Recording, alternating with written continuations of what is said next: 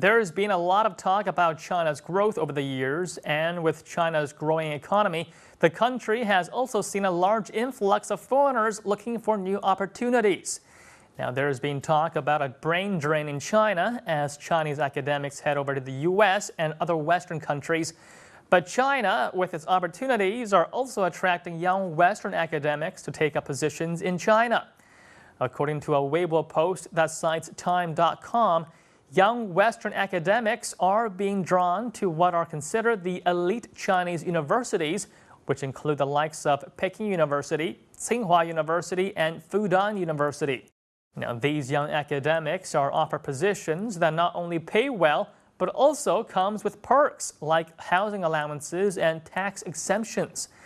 According to the article, China is looking to expand and internationalize its education by spending 4% of the country's GDP to bolster the country's research and development so that the country can transition to a service and skill-based economy.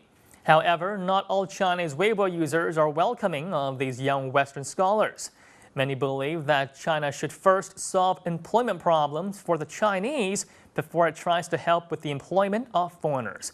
And now let's take a look at what else Weibo users have to say. Although China has developed over the years, it seems we still fawn over foreigners. Chinese people still believe that the monk from a far distant land must have sacred knowledge, but is that really true? I think we should support our own scholars instead. As far as I know, many young scholars in China, especially those from liberal arts majors, aren't treated well. I think people should change the established pattern that foreigners are always better. The concept of Western scholars here is worth thinking about. I don't think the Western countries would allow their elites to go to other countries. As far as I think, these people are only looking for a job in China and do not deserve to be called scholars. I think we need to stop thinking of national boundaries and focus on scholarly pursuits. America didn't go to the moon by themselves. They invited scholars and experts from around the world to help them. What we need to figure out is why Western academics come to China while bright Chinese minds leave the country.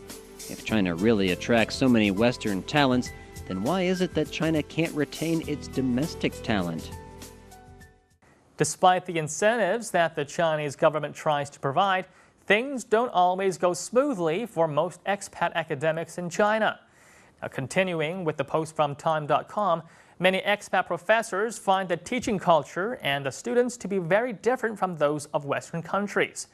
One expat professor gave an example by saying that Chinese students want specific instructions and that creative and independent thinking from students are hard to come by. Christopher Balding, an associate professor at Peking University, one of the top universities in China, said that he had to fail 30% of his 120-student class because of plagiarization. Many academics also find that there is a lack of understanding of international research standards.